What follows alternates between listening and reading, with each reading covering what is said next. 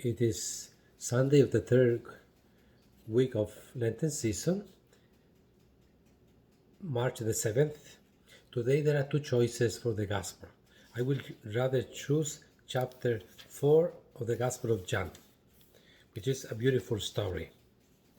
Jesus came to a town of Samaria called Sychar, near the plot of land that Jacob had given to his son Joseph. Jacob's well was there. Jesus, tired from his journey, sat down there at the well. It was about noon. A woman of Samaria came to draw water. Jesus said to her, "Give me a drink." His disciples had gone into the town to buy food. The Samaritan woman said to him, "How can you, a Jew, ask me, a Samaritan woman, for a drink?" For Jews use nothing in common with Samaritans. Jesus answered and said to her, "If you knew the gift of God, and who is saying to you, 'Give me a drink,' you would have asked him, and he would have given you living water." The woman said to him, "Sir, you do not even have a bucket, and the cistern is deep. Where then can you get this living water? Are you greater than our father Jacob, who gave us this cistern and drank from it himself with his children and his flocks?" Jesus answered and said to her, "Everyone who drinks the water will be thirsty again. But whoever drinks the water I shall give will never thirst. The water I shall give will become in him a spring of water welling up to eternal life." The woman said to him, "Sir, give me this water, so that I may not be thirsty or have to keep coming here to draw water." Jesus said to her, "Go, call your husband and come back." The woman said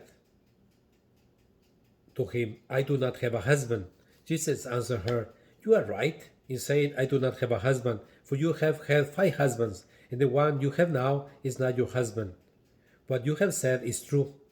The woman said to him, "Sir, I can see that you are a prophet. Our ancestors worshipped on this mountain, but you people say that the place to worship is in Jerusalem." Jesus said to her, "Believe me, woman, the hour is coming when you will worship the Father neither on this mountain nor in Jerusalem. You people worship what you do not understand.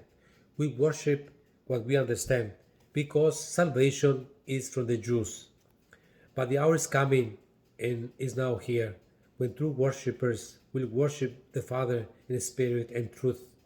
And indeed, the Father seeks such people to worship him. God is a spirit, and those who worship him must worship in spirit and truth." The woman said to him, "I know that the Messiah is coming, the one called the Christ. When he comes, he will tell us everything." Jesus said to her, "I am he, the one who is speaking with you." At that moment, his disciples returned and were amazed that he was talking with a woman. But still, no one said, "What are you looking for?" or "Why are you talking with her?"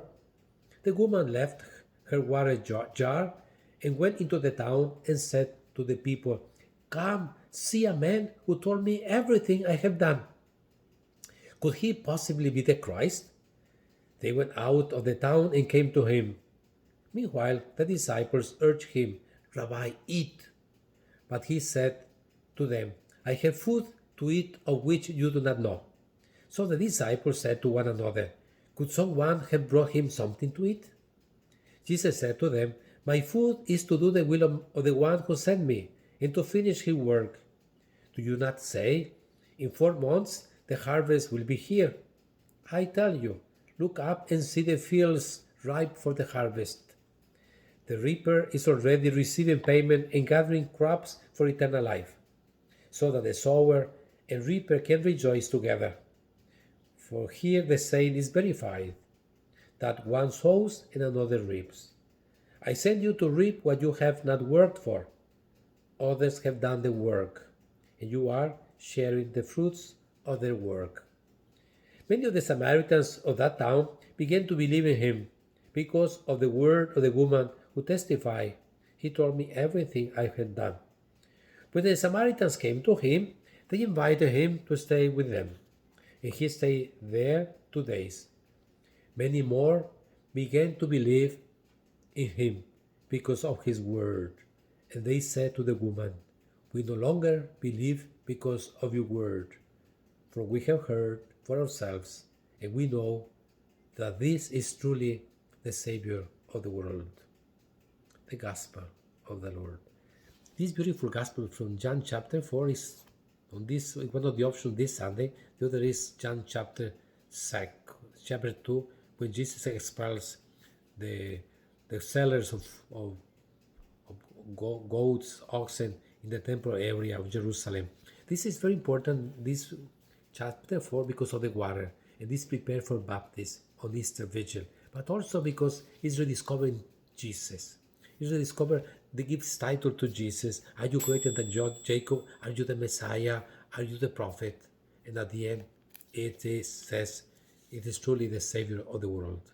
Through this gospel, let us rejoice, let us discover who Jesus is in our life. Who is Jesus for you? The Samaritan discovered Jesus in the dialogue. Let us discover Jesus in our lives.